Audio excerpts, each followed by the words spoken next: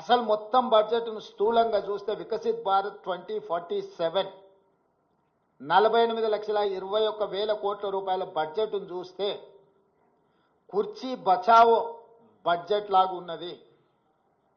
బీహార్కు ఆంధ్రప్రదేశ్కు తప్ప ఇతర రాష్ట్రాల పట్ల కేంద్ర ప్రభుత్వం వ్యవహరించిన తీరు కేవలం కుర్చీని కాపాడుకునే ప్రయత్నంలో భాగంగానే ఈ బడ్జెట్ను ప్రవేశపెట్టినట్టుగా కనిపిస్తుంది.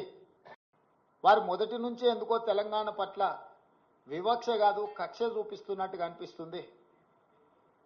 గతంలో కేంద్రంలో ఉండే ప్రభుత్వాలకు ప్రతిపక్ష పార్టీలు అధికారంలో ఉన్న రాష్ట్రాల పట్ల వివక్ష చూపిస్తారని చర్చ జరిగితే అది ఎట్లుంటుందో మాకు అర్థం కాలేదు. కానీ ఇప్పుడు నరేంద్ర మోడీ గారి ప్రభుత్వము వివక్ష కాదు కక్షాపూరితంగా తెలంగాణ ప్రజల పట్ల వ్యవహరించింది అని చెప్పి స్పష్టంగా మా ప్రభుత్వం భావిస్తున్నది.